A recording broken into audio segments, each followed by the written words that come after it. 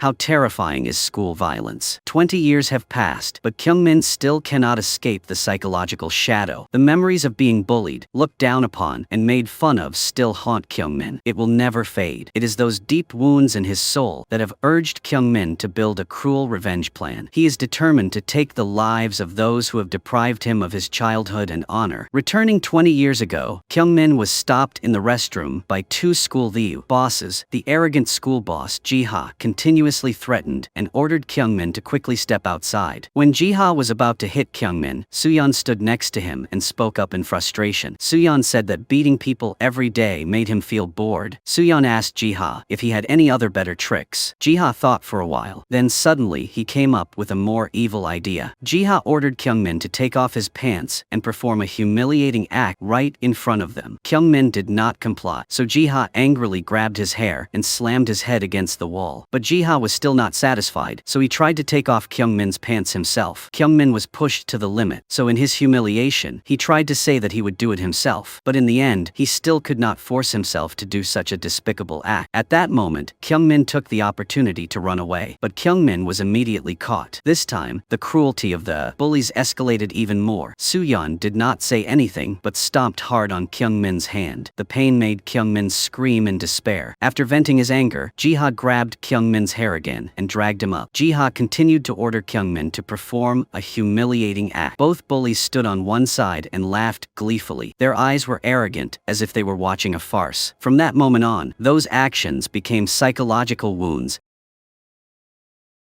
After Kyungmin left the bathroom, he returned home, but he could not find any peace here. When Kyungmin returned home, he had to face humiliation and continuous beatings from his own father. The reason was because Kyungmin did not come out to greet his father when he came home. After Kyungmin's father got drunk, he rushed into Kyungmin's room under the pretext of teaching his son. From outside the door, Kyungmin's mother tried to advise him, but he also brutally beat her. Kyungmin was so scared that he had to lock the door and hide in a corner. He sat huddled in the dark, his whole body trembling. His head was bowed, and he held his breath, listening to every scream coming through the door. Just like that, Kyungmin had to live in a violent environment until the end of 10th grade. Kyungmin once thought that perhaps the nightmare would end when he entered 11th grade. Kyungmin held a small ray of hope, looking forward to a new beginning. The thing that made Kyungmin the happiest was his best friend Jung Suk, who was also assigned to the same class as him. The two secretly drank to celebrate, as if they had just escaped from a dark basement. However, the joy did not last long. On the first day of 11th grade, as Kyungmin entered the classroom, he suddenly heard a familiar voice. Jiha was assigned to the same class as Kyungmin. Jiha excitedly called out Kyungmin's name as if he was greeting an old friend. Kyungmin suddenly stood still. The gossips and mocking looks of the whole class made Kyungmin suffocate. Jiha approached and did not hesitate to humiliate Kyungmin in front of everyone. Jiha reminded him of how he forced Kyungmin to pull down his pants and perform a clown act. The hope that had just been kindled in Kyungmin's heart was now completely extinguished. Kyungmin desperately ran straight into the bathroom and covered his face and cried. Jung Suk stood outside and witnessed the whole thing,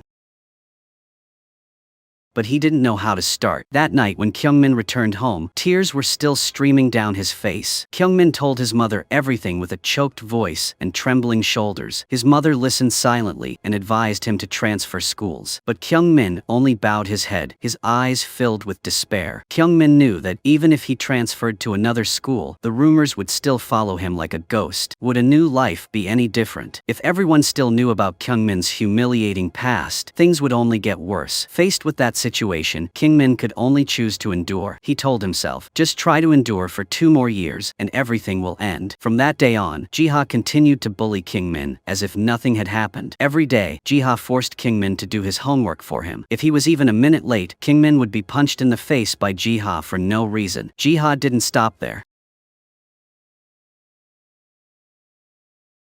Kyungmin was like a humiliated animal. While Kyungmin was trying to endure, behind him, the group of people were both scolding and laughing with delight. Kyungmin looked at Jung Suk for help, but Jung Suk could only bow his head silently and helplessly. He did not dare to do anything because otherwise he would be the next target to be humiliated. What was more hateful was that the homeroom teacher, the one who was supposed to stand up to protect the students, deliberately ignored it. The teacher pretended not to see or hear anything. At this moment, Kyungmin Kyung-min was nothing more than a dim shadow quietly existing among the contemptuous looks and indifference of the whole class. Time passed. 20 years later, Kyung-min had grown up. Kyung-min became the owner of the largest taxi company in the area. On the outside, Kyung-min was a gentleman, calm and successful, but on the inside, the wounds from his school days had not healed. Those cruel memories haunted him. Every night, he often had nightmares. Sometimes he woke up in a cold sweat. Sometimes Kyung-min just wanted to disappear from this world. Gradually, Kyung-min began to hallucinate. His depression became more and more severe, until he met his current wife. His wife was a gentle and delicate woman. She was always by his side to encourage him to treat his depression. Thanks to his wife's companionship, his life gradually stabilized. The dark patches seemed to fade away over time. Kyung-min thought he could let go of everything, but then one day, when he returned home, his wife accidentally opened his childhood photo album. Old memories came flooding back. When Kyung-min saw a photo, he immediately fell into a hallucination. He saw a man wearing a pig mask standing right in front of him. His wife witnessed him collapse over and over again, and finally understood how cruel his past was. She could not bear to see her husband suffer like that, so she made an extreme decision. During dinner, she quietly put sleeping pills in her husband's glass of water. Then she also took sleeping pills and lit charcoal in the house. She lay down next to him, holding his hand, waiting for death to come. It was like a final release for both of them, but she didn't know that Kyung-min, because of taking antidepressants for a long time, had developed a resistance to the drug. He quickly woke up, but his wife, who was next to him, was poisoned and died. Kyung-min cried out in pain. In the gradually clearing smoke, he once again saw the man wearing a pig mask appear, and this time, Kyung-min was no longer scared. He made his final decision. He would take revenge. Not long after, the police received a report of a case of a victim doing something foolish by lighting charcoal in a residential area. The authorities quickly arrived at the scene. The person directly in charge of investigating the case was policewoman Jin Ah, an experienced investigator. After Jin Ah thoroughly inspected the room, she discovered pills scattered on the floor and a charcoal tray that had almost burned out. All traces showed that this was a case of a victim who sought death by poison gas. However, when another police officer was inspecting the area near the window, he discovered a few lines of handwritten text. On the glass dust, Jin Ah approached and read each line aloud. Criminal Police Officer Jung Suk, long time no see. I am Kyung-min. Are you still alive? Both Jin Ah and her colleague were stunned on the spot. They immediately ran down to the security room to extract the surveillance camera in the area. In the video, they saw the victim's husband, Kyung-min, leaving the room after his wife died. The line mentioning Jung Suk's name startled Jin Ah. The name was not unfamiliar because he was her junior in high school. Jin Ah immediately called Jung Suk. Jung Suk was currently working at the criminal investigation team in Seoul, but at that time, Jung Suk was busy investigating another case, so he did not pick up Jin Ah's call. He hung up coldly. After Jin Ah returned to the police station, she continued to expand the investigation. Jin Ah discovered that Kyung-min and Jung Suk had attended the same high school. They even transferred to the same school in the same year. This coincidence made Jin Ah unable to sit still. She felt that there was definitely a deeper connection between the two of them. Jin Ah called Jung Suk back to inform him of the whole incident. At that time, Jung Suk had just returned home after a day of work. He had just put down his bag when the doorbell rang. Jin Ah had arrived. She did not say much, but walked straight into the house and quietly checked every corner. After making sure there were no suspicious signs in the house, Jin Ah sat down and began to recount everything that happened at the scene. Jin Ah took out a photo of the words Kyung-min left on the glass door and showed it to Jung Suk. Jin Ah analyzed that Kyung-min leaving his name was not simply a greeting. It could be a sign, a message, or a warning. Jin Ah expressed her suspicion that Jung Suk might be the next target to be murdered. Jin Ah's eyes were filled with extreme anxiety. A classmate who had disappeared for 2 decades suddenly leaving his old friend's name at the scene of a murder could not be a coincidence. Jung Suk remained silent and stared at the words. His eyes gradually darkened. Soon after, the forensic results were sent back. A large amount of sleeping pills and toxic gas were found in the victim's body. All signs pointed to this being a case of suicide. However, there were some marks on the victim's neck that could not have been formed without resistance. This detail made Jin Ah and Jung Suk reconsider the possibility that this was a disguised murder case. The two began to follow Kyung-min's card swiping history and went to the neurology department where he had been examined. There, they met Dr. Haun, who directly treated Kyung-min. Haun said that Kyung-min's wife was Haun's best friend's younger sister. Because of their close relationship since childhood, when Kyung-min's wife came to ask for help,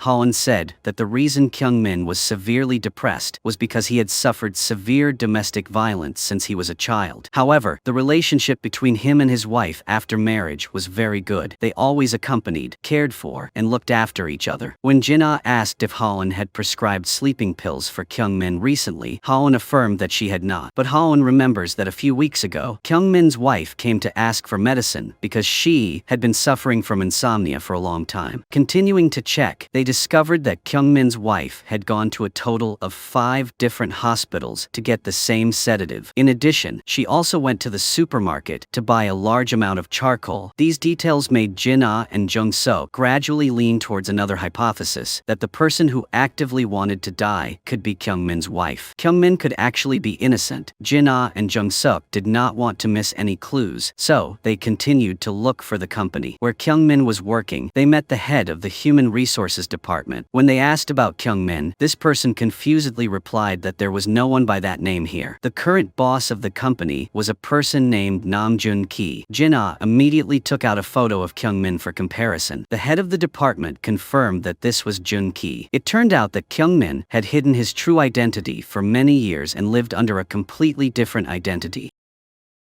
Jung Suk told Jin-ah about his relationship with Kyung-min when they were young. They used to live in the same neighborhood and go to the same school. In 11th grade, for a special reason, they were both transferred to the same class. They used to be best friends, but Jin-ah did not ignore a detail that made her wonder. Why did the two of them transfer schools at the same time? Did something happen in 11th grade? Jin-ah's doubts grew stronger and stronger. While Jin-ah was still wondering why Kyung-min changed his name and hid his identity somewhere else, Kyung-min was quietly preparing for an important step. Kyung-min changed into a new set of clothes and coldly drove to the auto repair shop of a man who used to be the devil in his youth. This person was Ji-ha, the man who tormented Kyung-min throughout his high school years. Kyung-min stopped the car in front of the shop and sat in the car, observing Ji-ha's every move. In front of Kyung-min was an obese, arrogant man who was loudly cursing the employees. Ji-ha's personality has not changed at all. He is still as domineering and cruel as before. It turns out that 5 years ago, Kyung-min had planned his revenge. At that time, Kyung-min came to Ji-ha. At that time, Ji-ha was working as a worker at a small auto repair shop. Kyung-min approached Ji-ha with a completely different identity. Kyung-min gave Ji-ha a business card with the fake name of Nam Jun-ki, the CEO of a large taxi company. Ji-ha saw the strange name on the business card and did not recognize Kyung-min. To Ji-ha, the person standing in front of him was a successful, elegant boss. Ji-ha immediately bowed his head in gratitude and flattered Kyung-min endlessly. From then on, Kyung-min began a fake business relationship with Ji-ha. During the next 5 years, relying on the cooperation with the taxi company run by Kyung-min, Ji-ha went from being an ordinary worker to the owner of a spacious auto repair shop. Kyung-min remained silent throughout that time. Kyung-min waited and watched until today, when Kyung-min stood in front of the auto repair shop and saw the person who had tormented him in the past, now boasting and scolding the employees with a superior look. Kyung-min could no longer hold back. Kyung-min wore a leather jacket with a knife and a syringe containing anesthetic hidden inside. Kyung-min slowly drove to the front of Ji-ha's shop. Kyung-min's eyes had completely changed. Kyung-min was no longer a gentle person, but a revenger ready to take action. Kyung-min took a deep breath and then got out of the car. Kyung-min went straight to the shop. When Ji-ha saw that the big customer had arrived, he immediately went to open the car door and invited Kyung-min in. When Kyung-min entered, he remained calm, not showing any emotions. He went deep inside and observed the surroundings. There were still workers working in the shop, so Kyung-min could not take action yet. Kyung-min temporarily hid the knife and syringe containing anesthetic in his pocket. Ji-ha invited Kyung-min into the meeting room and poured him tea and started a friendly conversation. When Kyung-min saw that Ji-ha still made his employees work all weekend, Kyung-min seemed displeased. Ji-ha immediately hurried down to let the workers take a break. He was very reasonable. When Ji-ha returned to the meeting room, Kyung-min was hiding behind the door. Kyung-min held a syringe in his hand and was ready to act if he had the chance. But at that moment, Ji-ha received a call. Min's chance was gone again. During the next conversation, Kyung-min accidentally learned that Ji-ha's wife and daughter had gone to his wife's house today. That means Ji-ha will be home alone tonight. Kyung-min pretended to share that he and his wife were arguing and didn't want to go home. Kyung-min wanted to go to Ji-ha's house to have a few drinks. Ji-ha didn't dare refuse such a noble person, so Ji-ha respectfully invited Kyung-min home. Kyung-min kept pouring wine for Ji-ha. Jiha. Jiha drank very quickly without being alert. Jiha did not know that every word Kyungmin said at this moment had a hidden meaning of death. When Kyungmin went to the bathroom, he stared at the mirror and tightly held the knife in his shirt. A series of cruel memories appeared in Kyungmin's mind. Jiha's face in the past, his mocking eyes, his beatings, his humiliating jokes. At this moment, the fire of revenge in Kyungmin's heart was completely burning. Outside, Jiha was still drunk. On the news, images of Kyungmin's wife's case were being broadcast. Jiha was startled when he saw that Kyungmin was the suspect in the murder case. Jiha was startled, but before Jiha could react, Kyungmin had already walked out. Kyungmin did not say anything. He just grabbed the bottle of wine and smashed the TV screen. At this moment, Kyungmin did not beat around the bush anymore. Kyungmin looked straight at Jiha's face and said, "I'm Kyungmin." After Jiha heard this name, he was a bit surprised because he had forgotten the classmate he had bullied. But ironically, Jiha's actions had brought torment and pain to Kyungmin for countless nights. Jiha, on the other hand, was able to forget so calmly. That made Kyungmin hate him even more. Over the years, Kyungmin could not forget Jiha for even a second. Kyungmin began to recount each detail. The beatings, the humiliation, the sleepless nights, the endless hallucinations, or the times Kyungmin was forced to the point that he just wanted to disappear from the world. Jiha heard Kyungmin's words, and he gradually remembered everything. Jiha did not dare to believe what he had done, but at this time, Jiha had been affected by the anesthetic that Kyungmin had prepared in advance. Jiha felt dizzy and his limbs numb. Jiha struggled to run away, but it was too late. Kyungmin gently stepped forward and pushed Jiha to the floor. Jiha decided to attack first. Jiha threw the glass at Kyungmin and then aggressively rushed to wrestle with him. Jiha dropped the knife and syringe in Kyungmin's hand. Kyungmin felt weak, so he immediately took the golf club and hit Jiha. Jiha took the opportunity to push Kyungmin towards the glass door. This extremely strong impact caused Kyungmin to collapse to the ground. At this time, Kyungmin kicked Jiha and knocked him down. Jiha hugged his head tightly and cursed Kyungmin non-stop. Jiha saw the fruit knife on the table and immediately picked it up, preparing to kill Kyungmin. At the critical moment, the anesthetic took effect in time, and Jiha passed out. When Jiha woke up again, he had been stripped of all his clothes and glued to the wall. Jiha's neck was chained like an animal. Jiha looked at Kyungmin in despair and begged him for forgiveness. Jiha also said that when they were in high school, he did that as a joke between friends. But Jiha didn't know that this sentence made Kyungmin even more angry. In Jiha's eyes, it might be a joke, but in Kyungmin's eyes, it was a nightmare that would never go away. Then, Kyungmin didn't hesitate to cut a line on Jiha's thigh. Jiha screamed in pain. Kind Kyungmin even helped Jiha call the police. Only then did Jiha realize the seriousness of the situation. Jiha desperately apologized to Kyungmin, but he no longer had the chance. Kyungmin calmly sat in front of Jiha and said, "If you can come to me, I will forgive you." Jiha struggled to get to Kyungmin, but because he was stuck with glue, Jiha's skin was peeled off and bleeding. But Kyungmin had no intention of forgiving Jiha. Kyungmin picked up the knife and walked in front of Jiha. With a few slashes, Kyungmin cut Jiha's veins. Finally, the two slowly looked down. Both of them recalled the most humiliating thing Jiha had ever done to Kyungmin. Jiha seemed to understand what Kyungmin was trying to do, so Jiha kept shaking his head in despair. Kyungmin thought back to his dark past of humiliation and killed Jiha without hesitation. After that, Kyungmin tore down Jiha's happy family photo. Then, Kyungmin wrote a message on the wall for Jung Suk. Finally, Kyungmin threw the ball down and turned to leave. Jin-ah and Jung Suk were still having dinner together. They discussed the clues of the case. Jin-ah asked Jung Suk what had happened when he and Kyungmin were in 11th grade. Jung Suk didn't want to mention this. At this time, Jin-ah's phone suddenly rang. Immediately after, Jin-ah and Jung Suk immediately went to the crime scene. Jiha died a very tragic death. Moreover, Kyungmin also left a message inviting Jung Suk to join in the revenge. Only then did Jung Suk realize the seriousness of the situation. The male police officer next to him did not know Jung Suk and the cause of the incident, so he guessed that the name left by the perpetrator was most likely an accomplice. Only Jung Suk understood why the ball that was floating on the ground appeared here. Seeing Jiha's tragic situation, Jung Suk was extremely scared. Then Jung Suk felt so disgusted that he felt nauseous, so Jung Suk had to quickly run away from the scene. When Jin-ah went out to look for Jung Suk, she could no longer find him. At this time, Jung Suk had run to the bar to drown his sorrows in alcohol. At this time, Jung Suk suddenly remembered the past. When Kyungmin was being bullied and crawling on the ground, Jung Suk wanted to help Kyungmin, but he was restrained by his friend next to him. If Jung Suk helped Kyungmin, the next person to be humiliated would be Jung Suk. The nightmare was even more terrible when the homeroom teacher chose Soo-yeon as the class monitor just because of Soo-yeon's good academic performance. Moreover, Soo-yeon's family was also extremely wealthy. After the teacher left, Soo-yeon started to humiliate Kyung-min again. Soo-yeon used Kyung-min to threaten the whole class. Soo-yeon's main purpose was to build his reputation. This action of Soo-yeon made Jung Suk extremely indignant, but Jung Suk could not do anything. It was not until the group of bullies left that Jung Suk helped Kyung-min, who was crawling on the floor. After school, Jung Suk saw that the classmates next to him kept laughing at Kyung-min, so Jung Suk immediately told Kyung-min to tell this story to his parents and teachers. But Kyung-min had tried this method since 10th grade, and it was all in vain. That night, Jung Suk lay in bed, but he could not sleep. Jung Suk thought back to what Kyung-min had said, that he shouldn't reveal his weak side, or else, sooner or later, he would be caught by those bullies. Jung Suk didn't believe that people who like to bully others could not be cured. Jung Suk also never wanted to live a weak life like Kyung-min. So that night, Jung Suk ran out and went to the school's complaint mailbox. Then, Jung Suk resolutely put the letter denouncing the bullies in there. But what Jung Suk didn't expect was that the letter denouncing the bullies caused Jung Suk and Kyung-min to fall into darkness without seeing a way out. Back to the present time.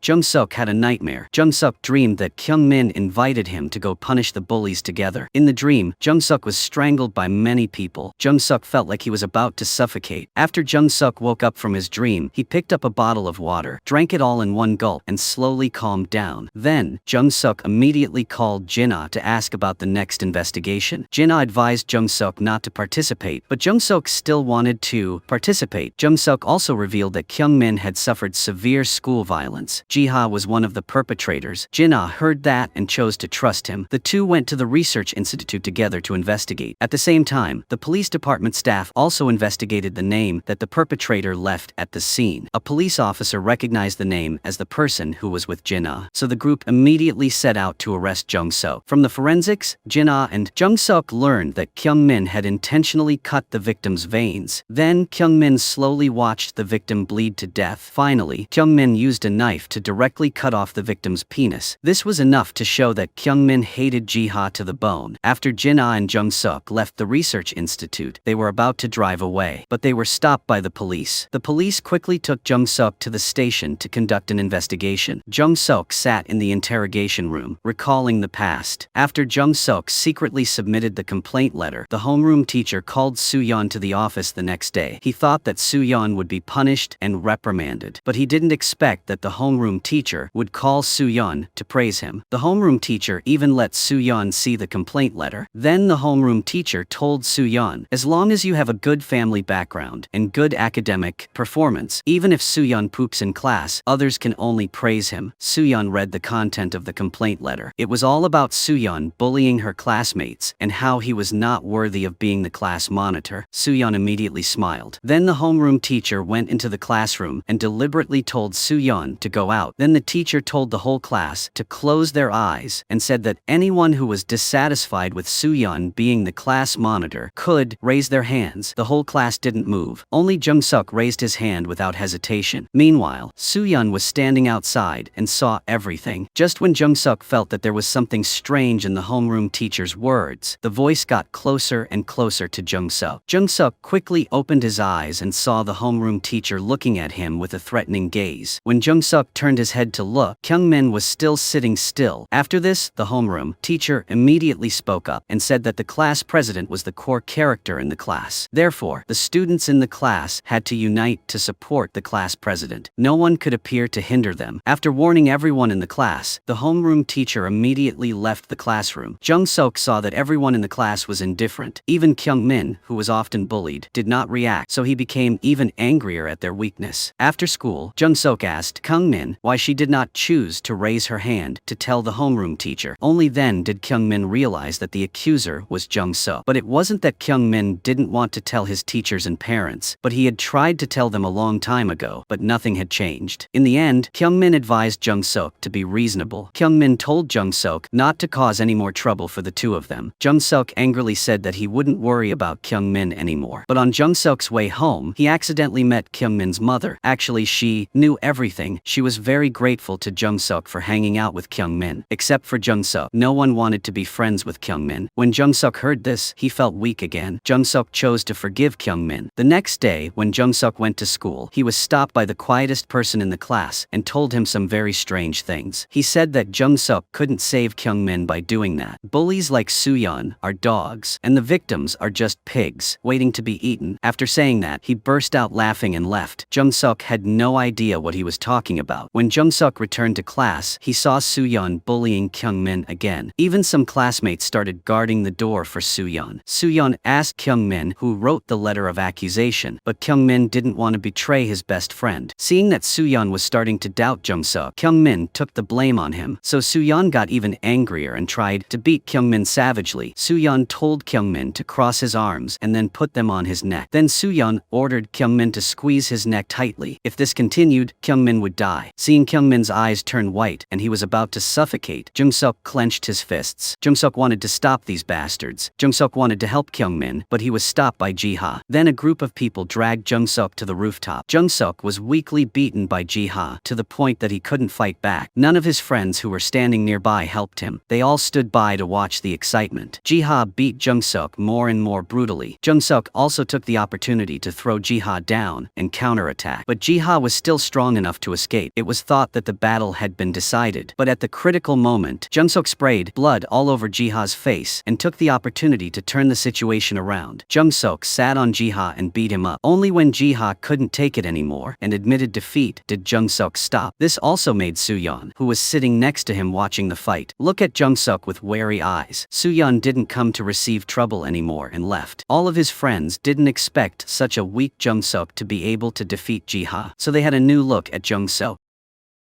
Jung Suk was in the interrogation room receiving the investigation from the police. Police officer Min Ho, in charge of this case, was extremely suspicious of Jung Suk, so he asked Jung Suk to explain everything clearly, but Jung Suk said that he would personally catch Kyung Min. Jung Suk knew that Kyung Min would not stop there. If they did not find Kyung Min in time, there might be another victim. However, Min Ho did not believe Jung Suk. At the same time, when they heard that their teammate was arrested, the entire investigation team in Seoul angrily entered the interrogation room and demanded Jung Suk's release. At the critical moment, Jin-ah received a call. It turned out that the forensic team had called. They said that they had calculated the victim's time of death. It was between 10 and 11 o'clock at night. Jung Suk was with Jin-ah at that time. This alibi helped Jung Suk easily escape the crime. The police also temporarily cleared Jung Suk of suspicion and released him. At the same time, Kyung Min acted exactly as Jung Suk had planned. Kyung Min was preparing for his next move. Kyung Min got out of the car and burned all the bloody clothes he wore during the crime. Then, Kyung Min drove to a deserted alley. The man in charge of the company here had been waiting for Kyung Min for a long time. Kyung Min and Ji-won entered the dark basement together. The large screens here were all surveillance cameras. It turned out that this was Kyung Min's secret base. Ji-won asked about Kyung Min's injuries. Ji-won had also prepared clothes for Kyung Min so that he could hide his identity and avoid surveillance cameras. Ji-won then reported to Kyung Min that he had placed each car in the designated location according to the plan to prevent any uncertainty. Ji-won also took the keys to all the cars owned by Kyung Min's company, and he carefully recorded the location of each car so that Kyung Min could easily maneuver them. Kyung Min took out a bottle of reflective material from his pocket. He didn't know what it did. Ji-won said that when reflective material was sprayed on the car's body would reflect light to prevent the surveillance cameras from working. Kyung Min was very curious about where Ji-won got this thing from, but Ji-won just smiled and said that he picked it up on the road. The reason Ji-won helped Kyung Min was because Kyung Min had helped him before. If Kyung Min hadn't helped Ji-won out of trouble at first, he might have died of despair. That's why Ji-won now decided that even if he died, he would protect Kyung Min. Moreover, there were many loyal subordinates like Ji-won. Kyung Min then took out a large sum of money and gave it to Ji-won and told him to distribute it to Kyung Min's subordinates. After that, Kyung Min immediately changed his clothes and car car to continue his revenge plan. Meanwhile, Jin-ah was suspended from work just because he investigated the case on his own. But in order to be able to investigate the truth of the matter, Jin-ah and Jung Suk transferred to the police station in Seoul. According to what they knew, there were 32 students in Kyungmin's class that year, including Ji-ha, who specialized in bullying Kyungmin. In addition, there were many people who participated or supported the bullies that year. Therefore, they all had the possibility of becoming Kyungmin's next target. Therefore, everyone in the police station took action. They began to investigate Kyungmin's old classmates. The police wanted to ask if they had encountered anything strange, but their lives were very normal. When the name Kyungmin was mentioned, strangely, everyone did not want to mention it. They even said that they no longer remembered this person. It was as if they were deliberately avoiding this question. In the end, only class president Suan remained. This time, Jung Suk wanted to confront this scumbag. After Suan grew up, he became a famous doctor at the hospital thanks to his family connections. Suan looked elegant on the outside, but his nature had not changed at all. When Jung Suk came to find Suan, he completely did not recognize his old friend. It was not until Jung Suk took out his ID that Suan pretended to be friendly with him. But Jung Suk had already seen through Suyeon's true nature. Because he did not want to see Suyeon's disgusting expression, Jung Suk went straight to the point. Jung Suk asked Suyeon if anything strange had happened recently. If Suyeon met Kyungmin, he had to immediately call the police. But Suyeon not only did not thank him, but also started to act like she was someone else. Suyeon did not feel guilty about what happened in the past, but on the contrary, he happily said that Jung Suk and Kyungmin brought him joy during that time. Suyeon even insulted Jung Suk that Jung Suk was poor that year, so he had to sell fish to make a living. Until now, Suyeon can still smell the fishy smell on Jung Suk. Hearing this, Jung Suk was extremely indignant. But as a police officer, Jung Suk was still patient and advised Suyeon to be careful when he was alone. For Jung Suk, the important thing was that he had to quickly find Kyungmin. But when Jung Suk saw that Suyeon had not changed, Jung Suk wished that Kyungmin would quickly kill him. While Jung Suk was focusing all his efforts on investigating the students of that year, he did not know that Kyungmin was not looking for any of his classmates. Kyungmin was looking for the homeroom teacher who had covered up for the bad guys before. Now the homeroom teacher has become the principal. After work, he was about to drive home, but the car behind him kept honking loudly and flashing his headlights. He couldn't stand it anymore and started cursing, but unexpectedly, the car behind him passed and stopped in front of him. He got out of the car angrily and was about to curse the driver, but no matter how harsh his words were, the man didn't pay any attention. The man just sat in the car coldly. It wasn't until he was about to get back to his car that the man slowly got out. He thought the man wanted to apologize, but the man pulled out a knife. The homeroom teacher was so scared that he drove away. He thought he had met a madman. He didn't know that the man was his former student. The next day, when he walked out of the school office, he discovered the man from yesterday sneaking around in front of his car. After hearing the homeroom teacher's voice, he quickly left. The homeroom teacher was still unaware of the approaching danger. He immediately asked the stranger why he was standing in front of my car, but when he saw the knife in Kyungmin's hand, he was immediately scared. It wasn't until he got to his car that he saw the car with some words carved on it. He was both angry and scared. He cursed and took out his phone to call the police. On this side, Jin-ah, who was investigating, also discovered that before Ji-ha died, the last person Ji-ha called was the previous homeroom teacher. So, she hurried to the school to find him. At the moment, he was hiding in his office. He was so scared that he didn't dare to go out. When he saw the police officer Jin-ah coming, he thought she came to investigate the crazy person who was following him. Hearing what happened to him, Jin-ah immediately took out Kyungmin's photo. She asked him if he had met this person. After getting a positive answer from him, she immediately went out to prepare to call for help. At this time, in the dark hallway, suddenly a man with a knife in his hand appeared and rushed towards Jin-ah. Jin-ah raised her gun and pointed it straight at the man, but that man did not show any fear and kept rushing forward. Only when Jin-ah shot the man did he stop. Luckily, the shot just now had no bullets. Otherwise, there would have been another body on the ground by now. At this time, the homeroom teacher suddenly opened the door, attracting Jin-ah's attention. The man also took the opportunity to leave. After going out, Jin-ah also immediately called for help. Then Jin-ah immediately drove after the man. At this time, according to the clues provided by his colleagues, Jung Suk learned that Kyungmin had paid a large sum of money to his subordinates after killing Ji-ha. These people were all people with criminal records for drug use. According to the location, Jung Suk had found their lair. Jung Suk alone had subdued the two. Jung Suk not only learned that they were the ones who had provided anesthetic to Kyungmin, but also discovered a bigger secret. That was, a year ago Kyungmin had started to attack Suan. Kyungmin gave the drug dealers a large sum of money so that they could find a chance to turn Suan into an addict. This form of revenge was definitely the most painful blow to someone like Suan, who valued her reputation more than her life. After Jung Suk found out, he knew for sure that Suan was in danger. But Jung Suk hesitated to save Suan. It turned out that when he was in high school, he thought that if Jung Suk beat Ji-ha, the bullies would stop tormenting Jung Suk and Kyungmin. But Suan took even more drastic revenge. Suan deliberately smeared glue all over Jung Suk and Kyungmin's chairs. After the two were stuck and unable to move, Suan kicked Jung Suk to the ground. Then Suan began to torture Jung Suk and Kyungmin. But now, 20 years have passed, Jung Suk has also become a police officer. Jung Suk's sense of mission made it impossible for him to ignore the danger approaching Suan. So Jung Suk decided to call Suan. At this time, Suan was going down to the underground parking lot to prepare to go home. But Suan discovered that someone had punctured his tire. Then, as Suan was about to catch a taxi home, he received a call from Jung Suk. Jung Suk kindly reminded Suan that she was in danger. Jung Suk told Suan to quickly hide in the nearest police station. But the arrogant Suan did not realize the seriousness of the problem. Suan also turned back to humiliate Jung Suk. Jung Suk had to tell Suan about using drugs. Then Jung Suk seriously warned Suan that if you don't listen anymore, I can only pick up your body. Hearing this, Suan didn't dare to be arrogant anymore. He immediately took a taxi to the police station. Jung Suk was afraid that something would happen to Suan, so he prepared to follow the GPS to chase Suan. But Jung Suk received a call from Jin-ah. She said that she had found Kyungmin when he was about to kill the homeroom teacher. Now she was leading the police to chase Kyungmin. After a while of chasing, Jin-ah finally forced Kyungmin's car to stop. But when the man got out of the car, Jin-ah went to check. She discovered that this person was not Kyungmin. Only then did she realize that she had been tricked. Suan was in a taxi to the police station. At this time, the car just passed by and saw the whole scene. Suan told the driver that this route was not to the police station. But the driver said that if they went to the police station now, everyone in the world would know that Suan was a drug addict. In that case, the reputation that Suan cared about would be completely ruined. It turned out that the driver was Kyungmin, but Suan did not recognize Kyungmin. It was not until Kyungmin called Suan the class president that he realized the seriousness of the problem. Unexpectedly, Kyungmin suddenly accelerated. Suan loudly told Kyungmin to stop. When Suan saw that Kyungmin did not comply, he decided to attack first. Suan took out his belt and tightened his grip on Kyungmin's neck. Kyungmin struggled and stabbed Suan in the arm. At this time, the alarm continued to ring from beside him. Kyungmin did not panic but took out the video of Suan smoking drugs. Kyungmin told Suan that if you do not do what I say, after 8 hours, I will have someone release this video. By then, the whole world will know that Suan is a drug addict. This makes Suan, who always cares about his reputation, very scared. Suan does not dare to act rashly. He can only obediently sit in the car and wait. Then, Kyungmin gets out of the car and stands in the middle of the road. Jung Suk is also driving there in a hurry. Suddenly, Jung Suk sees Kyungmin standing on the road. But when Jung Suk gets out of the car, Kyungmin suddenly runs away. Jung Suk chases Kyungmin to a parking lot. At this time, Jung Suk receives a phone call from Kyungmin. Kyungmin asks Jung Suk if he is doing well. Kyungmin says that Jung Suk was born to be a police officer. Jung Suk is also Kyungmin's only sincere friend in this world. Jung Suk looks for Kyungmin and comforts Kyungmin to stop doing wrong things. If this continues, Kyungmin will be considered a monster for the rest of his life. But Kyungmin asked Jung Suk to join Kyungmin's revenge plan with his group. This statement stunned Jung Suk. Could it be that Kyungmin still had accomplices? Then Kyungmin asked Jung Suk if Jung Suk had forgotten Tayyang. This statement surprised Jung Suk. At this moment, Kyungmin came out of the darkness. The two people who used to be best friends had now become murderers and policemen. Jung Suk immediately raised his gun and aimed it at Kyungmin. But at this moment, Kyungmin pointed behind Jung Suk and said that Tayyang was standing behind him, looking at Jung Suk. Jung Suk was so scared that his whole body couldn't stop shaking. But when Jung Suk turned around, there was no one behind him. Kyungmin had disappeared. Jung Suk picked up the gun and slowly searched for Kyungmin in the dark. But because Jung Suk wasn't focused, he was ambushed by Kyungmin and fainted on the spot. When Jung Suk woke up, Kyungmin had disappeared. Kyungmin also brought Jung Suk's gun. Jung Suk immediately pulled out the camera nearby. When he returned to the police station, Jung Suk opened it to see. Jung Suk was sure that Kyungmin had taken his gun. In addition, there was another photo in Jung Suk's pocket. The people in the photo were Kyungmin and Jung Suk, along with another person named Tayyang. When Jung Suk saw the photo, he started to panic. It seemed like Jung Suk saw Tayyang really come back. But at this moment, Jin-ah came in, interrupting Jung Suk's train of thought. He immediately hid the photo in his pocket, then turned around and wiped the remaining sweat on his forehead. This time, Jin-ah came here to question Jung Suk. She said that he must have known that Kyungmin's purpose was Suan, but why did he still ask Jin-ah to investigate the other friends? Moreover, while investigating before, Jin-ah discovered that Kyungmin and Jung Suk had transferred schools in the same year. What exactly happened in the 11th grade? Seeing that this could no longer be hidden, Jung Suk immediately told Jin-ah about his high school life. He was also the one being bullied and beaten. That time, Jung Suk could not hold back anymore and tried to escape from the glue on the chair and started to fight back. Jung Suk pressed Suyeon to the ground and bit him, but Jung Suk was beaten up by Suyeon's gang behind him. Finally, the homeroom teacher appeared and stopped him in time, but he did not blame or punish anyone. Next, he introduced extracurricular activities. Some parents would be invited to share about their professions to help students choose a suitable job for themselves in the future. The first person invited to speak was Suyeon's father. Under the flattery of the homeroom teacher, the whole class kept clapping and cheering. Then Suyeon's father went up to the podium and introduced himself as running a hospital, and he was also a doctor. He didn't say much nonsense, but directly took out a stack of amusement park tickets and gave them to the students in the class. This immediately received praise from all the students. At the same time, Suyeon received more support in the class, but the homeroom teacher's scheme didn't stop there. Next, he also invited Jung Suk's mother in, but Jung Suk's mother didn't know about this extracurricular activity in advance. When the homeroom teacher wanted Jung Suk's mother to introduce her job, she quickly refused. She said that she had no culture and was just a fishmonger at the market, so she had nothing to share. This immediately made everyone in the class laugh. It also made Jung Suk feel inferior about his family's status, but the homeroom teacher was still standing by, constantly urging Jung Suk's mother. Under his request, Jung Suk's mother still introduced her job, but Jung Suk's mother's vulgar explanation made the whole class laugh. The homeroom teacher showed a satisfied expression because this was exactly his purpose. He wanted the students to develop a sense of class through their parents' status, and he also wanted to warn Jung Suk to be a little more reasonable. From then on, the school violence against Jung Suk and Kyungmin became more intense. At the same time, Jung Suk no longer dared to confront the bullies, but these people did not want to let Jung Suk go. They began to see Jung Suk as their target. They even directly forced Jung Suk to torture himself. Jung Suk was tortured by those people to the point of having difficulty breathing and kneeling on the ground, but the whole class still turned a blind eye. No one volunteered to help Jung Suk. Seeing Jung Suk about to suffocate to death, a boy came to help. He was not afraid and punched Suyeon in the face repeatedly. Jiha wanted to stop him, but he punched him twice and he couldn't move. The others didn't dare to do anything when they saw how good his moves were. He warned Suyeon's group not to bully Kyungmin and Jung Suk anymore. After saying that, he left the classroom, and this boy was Tayyang. Since that day, Tayyang became good friends with Jung Suk and Kyungmin. Back to the present, after Jung Suk shared his past stories, everyone in the police station found it hard to believe. At the same time, they were determined to get justice for Jung Suk. At this time, they received a video sent by Kyungmin. The person in the video was Suyeon. Suyeon knelt down on the ground and confessed his crimes. Suyeon apologized to Jung Suk for what he did to Jung Suk. Jin-ah also discovered through the video that the lens in it was shaking violently. The layout inside was also very similar to an SUV. Jin-ah remembered that the department head at Kyungmin's company had said that he loved to travel by camper. The police immediately took action. They began to investigate the location of Kyungmin's camper, but when they arrived, they found no one inside. At this time, Jung Suk received another video. In the video, Suyeon was hugging his neck. Suyeon was playing the self-strangulation game that he had previously humiliated Kyungmin and Jung Suk with. Then Kyungmin called Jung Suk and said that the video was just a little consolation for Jung Suk. Jung Suk had to see Suyeon sincerely apologize with his own eyes. After that, Kyungmin kept reminding Jung Suk not to forget what the two of them had experienced 20 years ago. He also should not forget Tayyang, because that would be very unfair to Tayyang. A year ago, Kyungmin had seen Tayyang in the warehouse at the old house. Hearing these words, Jung Suk really couldn't believe it. He was shocked and froze in place. At this moment, Jung Suk started to panic a little. It seemed that he saw a boy wearing a pig mask standing not far away. After Jung Suk looked more clearly, he saw Tayyang, his deceased best friend, staring at him. Jung Suk was so scared that he fell to the ground. Jung Suk's eyes were filled with fear. The old memories were still vivid in his mind. It turned out that after school, Kyungmin Jung Suk, and Tayyang went home together. At this time Tayyang asked Kyungmin and Jung Suk if they hated Suyeon's group. Kyungmin and Jung Suk answered yes without hesitation. Then Tayyang took Kyungmin and Jung Suk to a secret church. Then Tayyang took a pig mask out of his backpack and put it on. Then Tayyang told Kyungmin and Jung Suk that dogs were born to be loved by humans. As for pigs, they only got attention when they became food. Suyeon is a dog, and they are all pigs to be slaughtered. If they want to defeat Suyeon's group, they must become the masters of dogs. Then Tayyang took out a knife from his backpack and gave it to Kyungmin. Tayyang told Kyungmin to kill the cat in front of him, but Kyungmin was so scared that he didn't do it and ran out. So Tayyang gave the knife to Jung Suk. Although Jung Suk was very scared when he thought about the cruel actions of Suyeon's group, he still mustered up all his courage to kill the cat. Kyungmin hid outside and covered his ears so he wouldn't have to hear the